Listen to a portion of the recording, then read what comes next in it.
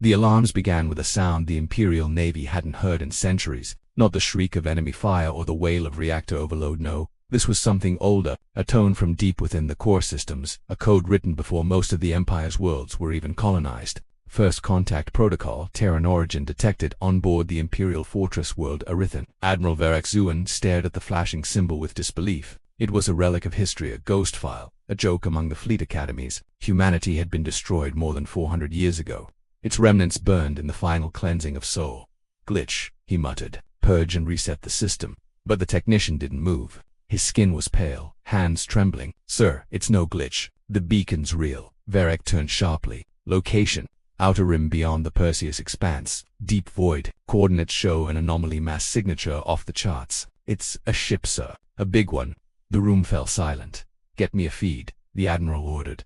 The main hollow bloomed to life. Static first, then a slow, chilling image began to form. A vessel massive, black, gliding through the void without a drive flare. No known engine pattern. New Impedio IFF, no warp trail.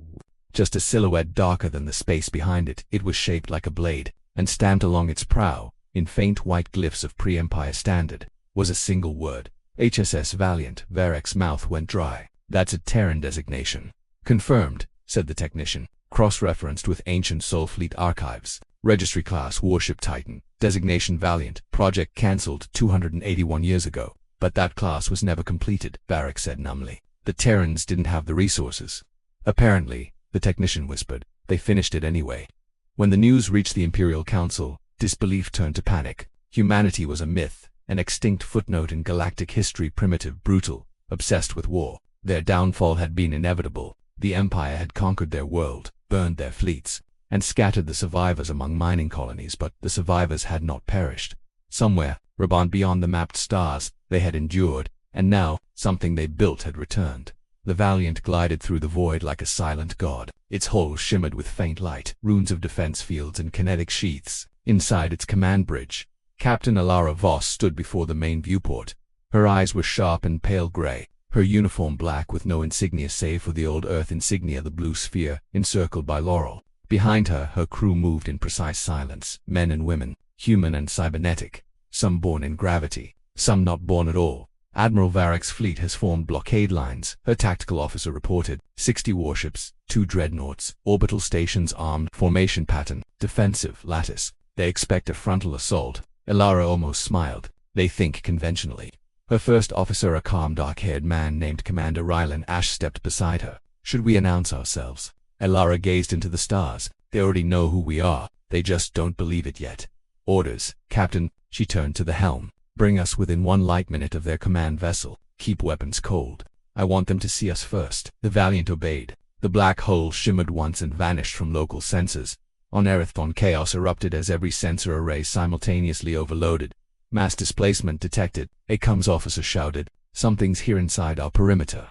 Varek stood from his command chair. Impossible. No ship could then. Space unfolded before them. The Valiant emerged from nothingness, colossal, dwarfing even the Empire's mightiest dreadnoughts. It hung there, silent, casting a shadow across the planet's upper atmosphere. Energy signatures danced across its hull like lightning. Every Imperial ship aimed weapons, but none fired. "Sir," whispered the sensor chief, "that ship's power output, it's not measurable. It's like trying to scan a star." Varek's throat was dry. "Open a channel." A moment later, the bridge filled with static, and then a voice, calm human, filled the air. "This is Captain Alara Voss of the Terran warship Valiant. You invaded our home, burned our sky, and called us extinct. We are here to correct your mistake." The comm fell silent. Then, slowly, the impossible truth settled across every Imperial ship. The voice was human. "Fire!" Varek roared. "All batteries! Fire!" Missiles and beams ignited the void. The Valiant didn't move, it simply absorbed the barrage. Its shields rippled, faint blue arcs dancing across its skin like the surface of an ocean in a storm. Direct hits. A gunner yelled. "No effect," whispered another. Varek clenched his jaw. "How is that possible?" Before anyone could answer, the Valiant struck back. No beam, no projectile, just light. A single burst of blinding energy radiated outward like a halo. Every ship touched by it fell silent. Reactors dead, engines frozen, weapons offline. The Empire's fleet hung in space, powerless, as the human warship moved among them like a specter. Then, from its flanks, drones unfolded, mirror-black constructs with the same insignia etched into their surface, the sigil of Earth. They drifted toward the disabled ships, scanning them, marking them, and then vanishing, leaving only data spikes in their wake. Varak's bridge flickered. His systems rebooted, but when they did, a new message filled every display. We warned you. The Valiant endures. Humanity endures. Varak's blood ran cold. What do they want? His adjutant swallowed. Maybe not vengeance, sir. Maybe they're just letting us know they exist. Then why destroy half my fleet? Because, came a voice from the Kamilara's voice, echoing directly onto his bridge. You built your empire on our bones. It was time you learned the bones still stand. The Valiant left as suddenly as it had arrived. One flash of impossible light, and it was gonna vanish into the abyss beyond charted space. But it didn't stay gone. Days later, Imperial colonies reported strange phenomena. Orbital shipyards disassembled overnight, research facilities disabled without a single casualty, entire fleets rendered inert. Each time, sensors caught only a flickerish shadow in the dark and a whisper across the com. Remember Earth. Soon, fear gripped the Empire. Rumors spread of ghost ships, of old Terran code infecting military A's, of fleets vanishing into black holes that shouldn't exist. And in every council meeting, every military chamber, one question began to haunt them. How did they survive? The scientists said it was impossible. No human ship could have survived the cleansing. The gravitational storms of Sol would have devoured them. But the evidence was irrefutable. The Valiant was real and worse. It was alive. Some believed the Terrans had fled into deep time, bending physics itself. Others whispered they had merged with their machines. But whatever truth lay behind that colossal warship, the Empire now knew one thing for certain. Humanity had not died. It had evolved far beyond the Empire's borders. The Valiant drifted in silence. Alara stood alone on the observation deck, watching the dying light of a distant sun. Her reflection glowed faintly against the glass, half-human, half-woven with the ship's living systems. Rylan approached quietly. You could have destroyed them. I could have, she said softly. But then we'd be no better than they were.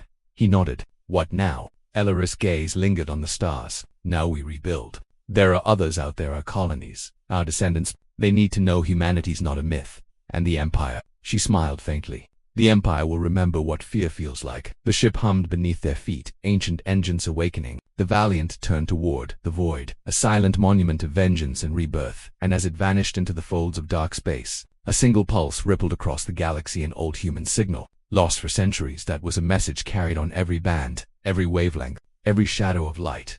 We are the children of Earth. We are not extinct. And we remember.